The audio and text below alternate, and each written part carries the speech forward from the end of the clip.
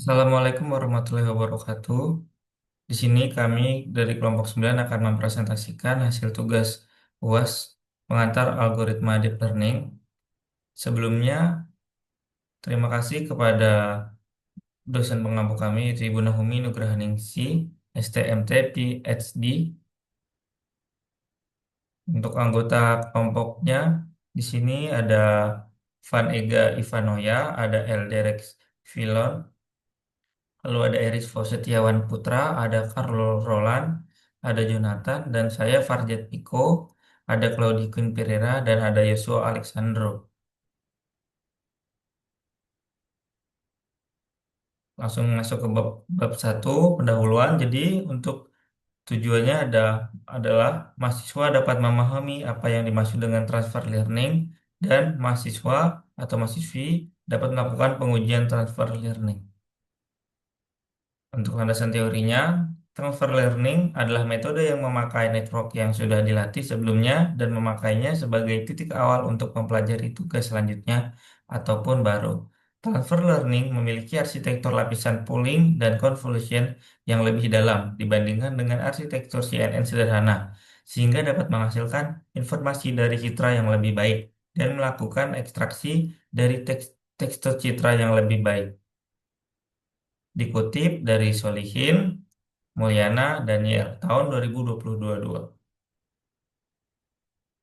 Pada poin 1.2.1, dataset adalah sekumpulan data yang dapat digunakan sebagai bahan percobaan riset.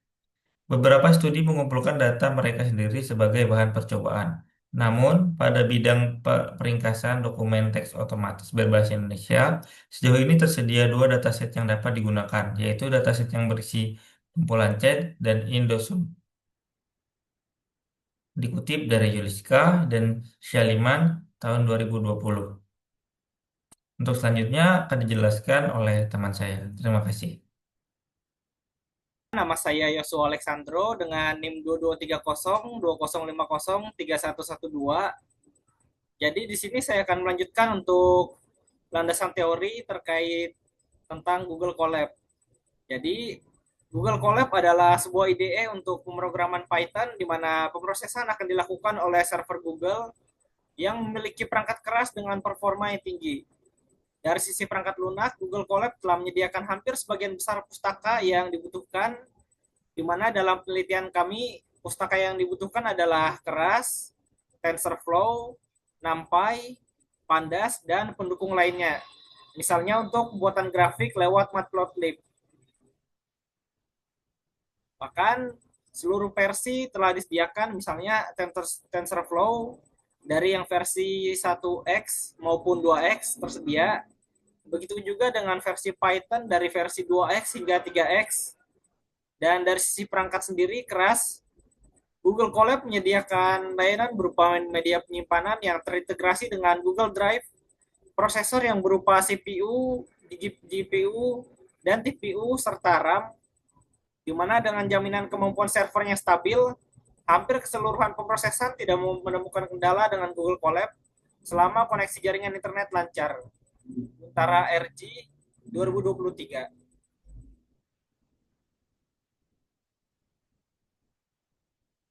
Baik, untuk pembahasan pada tugas kami kali ini akan dilanjutkan oleh teman saya. Sekian.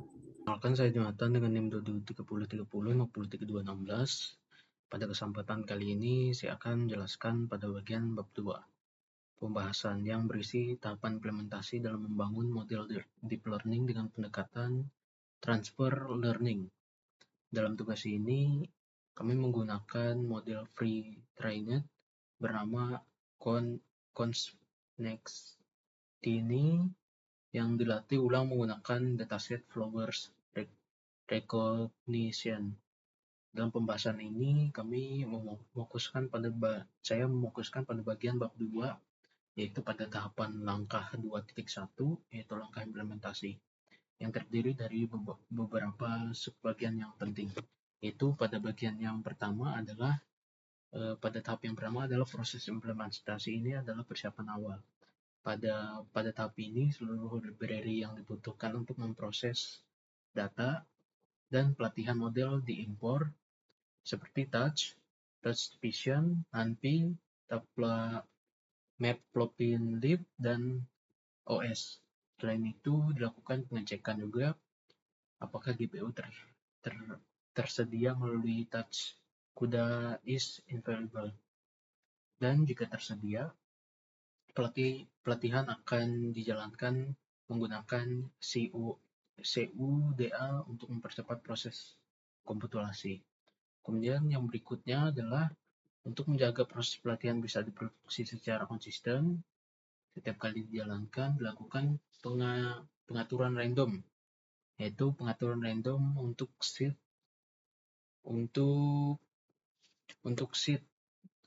Persiapan awal ini sangat penting untuk memastikan bahwa seluruh pipeline pelatihan berjalan dengan baik dan hasil yang diperoleh dapat diandalkan. Kemudian setelah proses persiapan sudah selesai, maka langkah berikutnya adalah untuk persiapan data pada 2.1.2. Pada tahap ini dilakukan proses augmentasi data agar model mampu mengenali data dengan lebih baik dan menghindari overfitting. Beberapa transpilasi yang diharapkan pada data pelatihan antara lain mengubah ukuran gambar menjadi 256 kali 256 pixel, pemotongan acak menjadi 224 kali 224 pixel, flipping horizontal dan vertikal secara acak, kemudian rotasi hingga 45 derajat, serta penyesuaian acak terhadap kecerahan, kontras, dan saturasi warna. Setelah itu gambar dikonversi menjadi tensor dan dinormalisasi berdasarkan rata-rata dan standar deviasi dari ImageNet. Kemudian untuk data variasi transformasi dilakukan dengan lebih sederhana. Pada gambar hanya diubah ukurannya menjadi 224 kali 224 pixel, dikonversi menjadi tensor, dan kemudian dinormalisasi. Dataset yang digunakan terdiri dari 5 kelas bunga, yaitu terdapat daisy, dandelion, rose, sunflower, dan juga tulip, yang dimuat menggunakan image flower, di mana struktur folder digunakan sebagai label kelas secara otomatis. Kemudian yang selanjutnya adalah dilakukan analisis distribusi kelas. Hasilnya menunjukkan bahwa data memiliki distribusi yang tidak seimbang.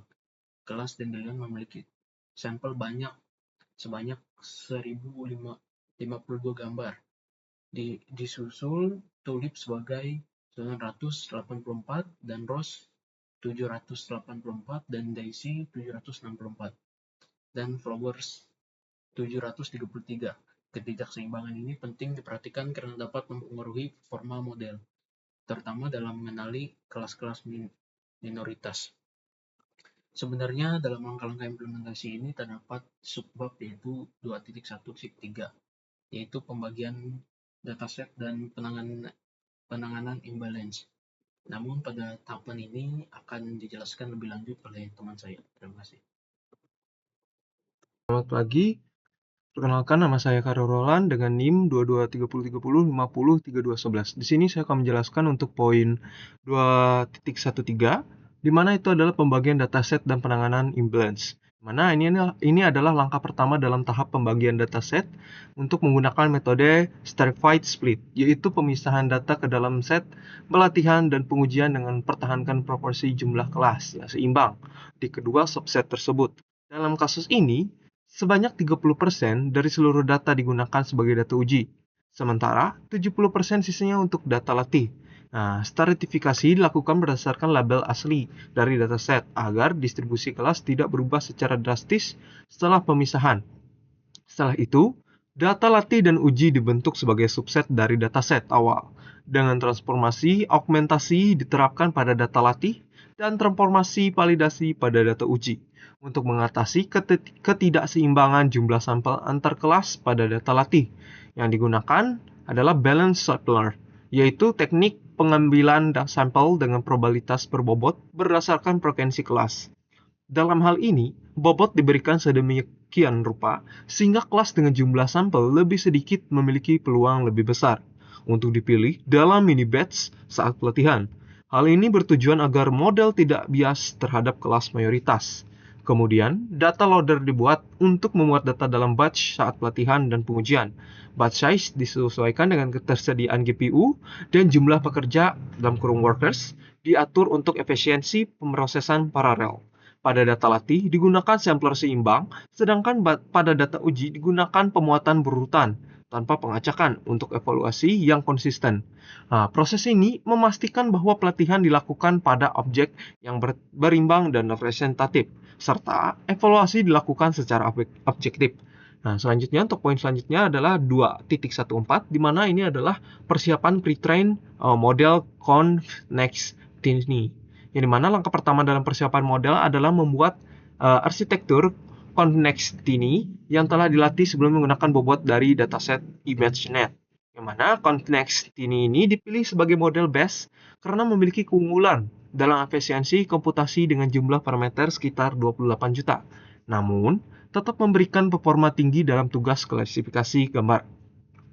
Arsitektur modern ini menggabungkan kekuatan CNN tradisional dengan desain yang terinspirasi dari Vision Transformer, sehingga menghasilkan representasi fitur yang kaya dan optimal untuk transfer learning. Proses loading dilengkapi dengan error handling menggunakan try catch untuk memastikan program tidak mengalami crash jika terjadi masalah seperti koneksi yang bermasalah atau file model yang rusak. Setelah itu, model berhasil dimuat. Diterapkan strategi selective freezing pada parameter model dengan tujuan mempertahankan pengetahuan representatif yang telah dipelajari selama pre-training. Dalam implementasi ini, sebagian besar layer di-freeze kecuali dua blok terakhir dari Future Extractor atau Futures 6 and Futures 7, serta Classifier Head. Ide dasar di balik strategi ini adalah bahwa layer-layer awal mengandung detektor fitur low level seperti edge dan tekstur yang bersifat universal untuk semua gambar. Sedangkan layer menengah mendeteksi pola mid level yang sudah optimal dari pre-training ImageNet. Hanya layer-layer akhir yang perlu diadaptasi untuk menangkap fitur high level yang spesifik untuk dataset bunga, sehingga dapat mencegah catastrophic forgetting sambil mempercepat proses training dan mengurangi risiko overfitting. Nah, untuk selanjutnya ini untuk saya langsung saja ke bagian terakhirnya adalah implementasi menggunakan One Cycle LR Scheduler yang merupakan pendekatan modern dan sophisticated untuk learning rate schedule. Ini bekerja dalam 3 fase, yaitu warm up phase selama 10% dari total training untuk mencegah instability dengan menaikkan learning rate secara bertahap. Lalu ada peak phase di pertengahan training untuk pelajari optimal dan annealing phase selama 90%, sisanya dengan consign decay untuk convergence yang halus. One Cycle LR memberikan keunggulan dibandingkan Reduced LR on plate atau karena lebih predictable, tidak tergantung pada matrix validation, dan memungkinkan model untuk escape dari lokal minimal di base awal training. Konfigurasi ini menggunakan max learning rate yang sesuai dengan setiap grup parameter dan consign annealing strategi untuk 50 epoch training, memberikan stabilitas konfigurasi yang optimal untuk tugas klasifikasi bunga. Untuk demonya akan dijelaskan oleh teman saya nantinya. Selanjutnya akan dijelaskan oleh Perkenalkan, nama saya Eri Sultan Putra dengan NIM 223-020-503-113. Pada bagian ini saya akan menjelaskan bagian training modelnya. Di training model ini ada dua fungsi utama, yaitu untuk mengevaluasi model setelah di training dan ada fungsi training itu sendiri. Yang pertama yaitu untuk fungsi trainingnya. Proses ini berjalan dalam beberapa epoch. Epoch yang kami pilih yaitu sekitar 100 epoch. Kemudian dalam mode pelatihan, model akan memproses seluruh batch data dari train loader. Dan untuk setiap batch, model akan melakukan forward test untuk menghasilkan prediksi, lalu menghitung loss menggunakan fungsi kriterion, dan selanjutnya dilakukan backward test, dan hanya setelah itu bobot model melalui menggunakan optimizer. Kemudian selanjutnya adalah untuk nilai loss dan akurasi pelatihan dicatat untuk dipantau perkembangannya. Setelah seluruh batch diproses, model beralih ke mode evaluasi dengan fungsi ini. Evaluasi ini dilakukan tanpa menghitung gradien dan hasilnya hanya mencakup nilai loss, akurasi, serta laporan klasifikasi atau classification report. Dan untuk mengoptimalkan pelatihan, kami menambahkan beberapa teknik seperti learning rate scheduler dan juga early stopping untuk menghentikan pelatihan jika akurasi validasi tidak menunjukkan peningkatan dalam 10 lebih atau sama dengan 10 epoch. Dan dapat lihat pada hasilnya, ini adalah epoch yang pertama menunjukkan 71,45%, kemudian naik menjadi yang paling tinggi di epoch ke-30 dengan akurasi validasi sebesar 96,22%, dan dilakukan lagi 10 epoch tetapi tidak ada peningkatan. Jadi epoch ke-40 adalah epoch terakhir. Dan laporan klasifikasi menunjukkan bahwa performa yang sangat baik di semua kelas bunga. Misalnya kelas Dandelion mencatat presisi sebesar 0,96, recall sebesar 0,99, dan F1 score sebesar 0,98, yang menandakan bahwa model ini mampu mengenali jenis bunga dengan akurasi tinggi dan lumayan konsisten. Dan yang selanjutnya adalah bagian visualisasi training model. Di sini untuk memastikan bahwa model tidak hanya baik secara numerik, tetapi juga stabil dan dapat dipercaya, kami melakukan visualisasi terhadap hasil pelatihan dan evaluasi. Ada 3 visualisasi utama, yaitu loss curve, accuracy curve, dan confusion metric. Graphic loss curve menunjukkan bahwa nilai loss baik pada data pelatihan maupun validasi mengalami penurunan yang konsisten. Selanjutnya adalah visualisasi hasil training model, di mana untuk memastikan bahwa model tidak hanya baik secara numerik tetapi juga stabil dan dapat dipercaya, dilakukan visualisasi terhadap hasil pelatihan dan evaluasi. Ada 3 visualisasi utama, yaitu graphic loss curve, accuracy curve, dan confusion matrix. Graphic loss curve menunjukkan bahwa nilai loss baik pada data pelatihan maupun validasi mengalami penurunan yang konsisten. Ini menunjukkan bahwa model berhasil memahami pola data dan mengalami proses konvergensi dengan baik. Setelah epoch kelima, loss pada data validasi turun dan stabil di bawah 0,5 tanpa indikasi overfitting. Kemudian pada accuracy curve memperlihatkan peningkatan akurasi yang drastis. Akurasi pelatihan naik dari 39,52% hingga hampir menyentuh 100%, tepatnya 99,97 pada akhir pelatihan. Sementara itu, untuk akurasi validasi meningkat dari 71,45% menjadi 96,22%.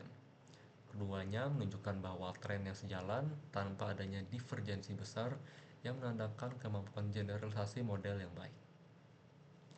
Kemudian, selanjutnya adalah confusion matrix, memberikan gambaran distribusi prediksi model terhadap masing-masing kelas bunga. Secara umum, model dapat mengklasifikasikan kelas-kelas seperti sunflower dan dandelion dengan akurasi yang sangat tinggi, ditandai dengan presisi dan recall di atas 95%. Tetapi ada beberapa kesalahan klasifikasi yang terjadi antara bunga rose dan bunga tulip, yang kemungkinan disebabkan oleh kemiripan visual antara keduanya. Tetapi meskipun demikian, secara keseluruhan model menunjukkan performa yang kuat dan konsisten. Dari visualisasi ini dapat dibuktikan bahwa pelatihan berhasil dan menghasilkan model yang tidak hanya akurat secara angka, tetapi juga memiliki performa klasifikasi yang stabil di seluruh kelas. Ini juga membuka peluang untuk pengembangan lebih lanjut, seperti misalnya melalui peningkatan jumlah dan variasi data pelatihan pada kelas yang masih sering tertukar. Untuk bagian selanjutnya akan dijelaskan oleh rekan saya. Perkenalkan, nama saya Claudia Clara dengan 2030, 2050, 3120. Di sini saya akan menjelaskan bagian prediksi pada gambar yang diambil dari luar dataset. Jadi di sini kami telah menguji kemampuan generalisasi model dengan menguji 50 gambar bunga yang diambil dari luar dataset pelatihan. Untuk hasil prediksi model terhadap 50 gambar tersebut dari berbagai kelas menunjukkan performa yang sangat akurat. Seperti yang terlihat pada gambar berikut ini, model mampu mengklasifikasikan mayoritas gambar dengan sangat akurat. Probabilitas prediksi untuk kelas yang benar-benar rata berada di atas 90%. Misalnya, untuk kelas Daisy, model secara konsisten memberikan prediksi yang sangat akurat, yaitu dengan probabilitas sebanyak 90% sampai dengan 95%. Meskipun begitu, terdapat beberapa gambar dengan karakteristik yang ambigu. Kemudian, pada kelas Dandelion dan juga Sunflower, hasilnya bahkan lebih kuat, dengan prediksi dominan di atas 90%. Ini menunjukkan bahwa model benar-benar mampu menangkap ciri khas dan visual dari berbagai bunga-bunga tersebut. Kemudian, untuk rose dan juga tulip, performanya juga sangat baik. Namun, memang ada sedikit kebingungan pada bunga dengan warna merah ataupun merah muda, karena bentuk kelopaknya yang hampir mirip. Meskipun begitu, probabilitas untuk kelas yang benar tetap dominan, seperti prediksi Ross, dengan probabilitas sebanyak 94,77%, dan juga tulip dengan probabilitas sebanyak 92,52%. Secara keseluruhan, model menunjukkan performa yang sangat andal. Hanya ada beberapa kesalahan minor biasanya terjadi pada gambar dengan pencahayaan yang kurang ideal, atau juga sudut pengambilan gambar yang tidak biasa. Jadi hasil ini membuktikan bahwa model tidak hanya menghafal data pelatihan, namun juga mampu mengenali bunga dari gambar baru dengan sangat akurat dan juga baik, sehingga menunjukkan kemampuan generalisasi yang kuat. Sekian presentasi saya, terima kasih. Selanjutnya akan dilanjutkan oleh teman saya. Ya, selanjutnya saya Fani Gavanglia dengan NIM 223030503184. Di sini saya akan menjelaskan pada bagian bab 3, yaitu kesimpulan.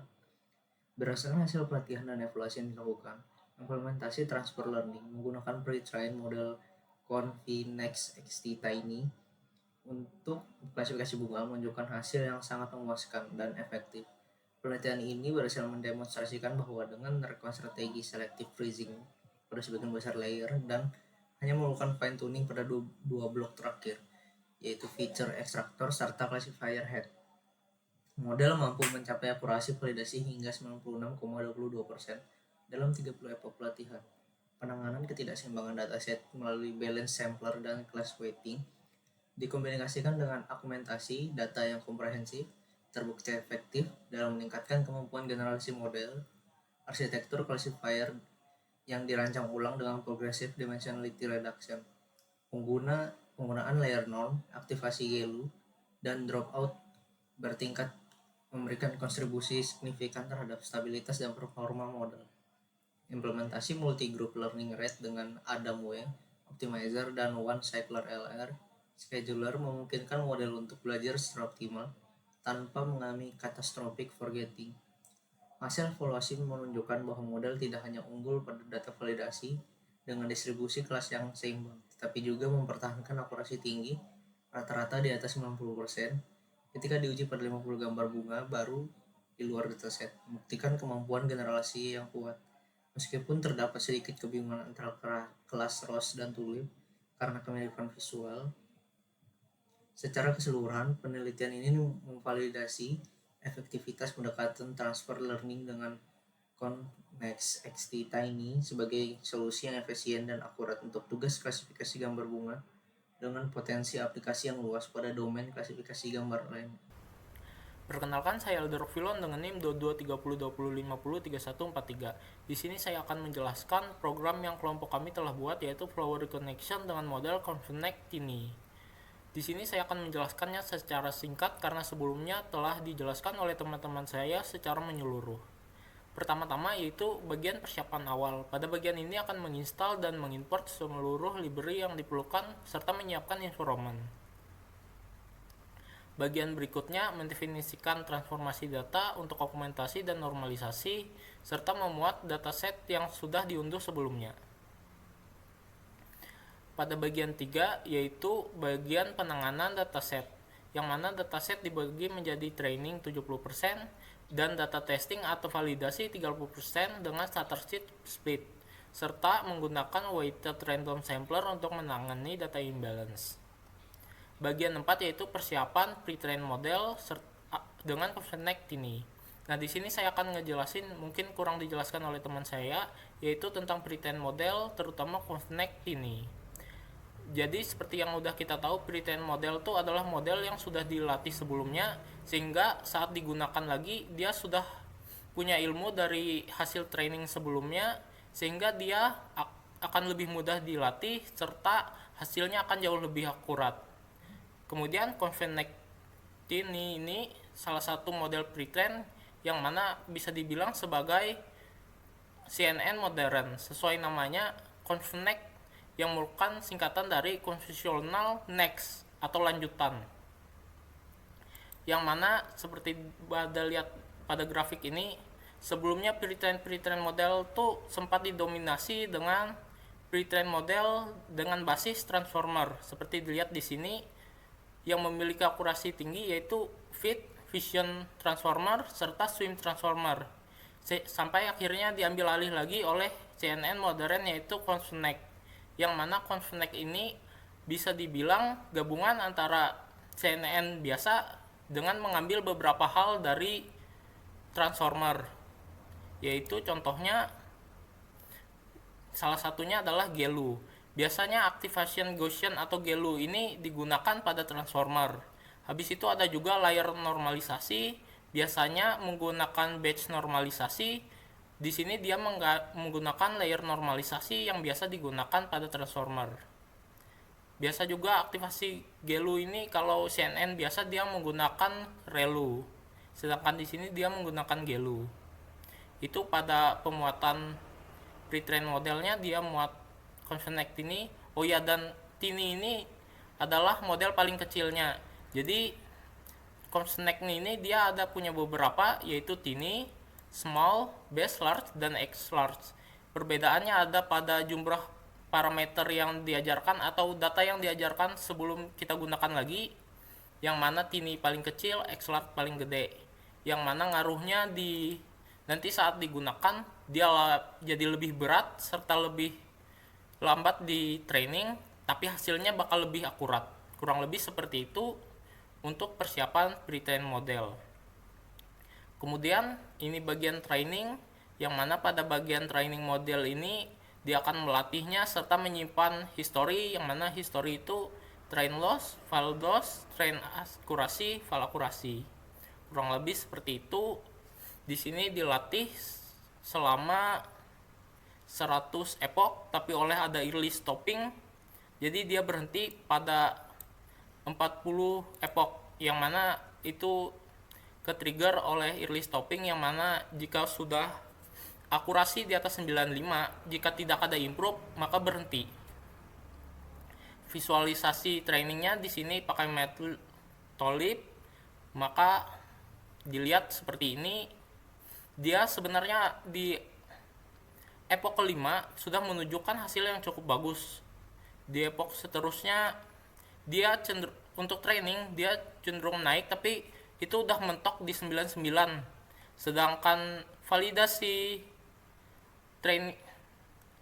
validasinya dia di antara 90-an, 95, 96. Mentoknya paling bagus itu dia di epoch ke-92 dengan akurasi paling tinggi validasinya yaitu 96,22%.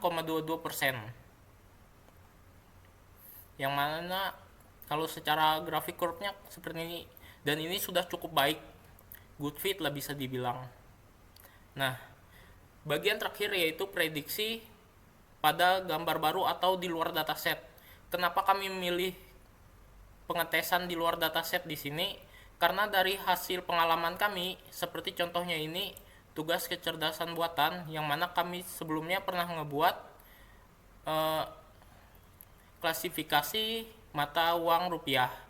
Yang mana di sini saat dites di dataset dia akurasinya tinggi, 90% lebih.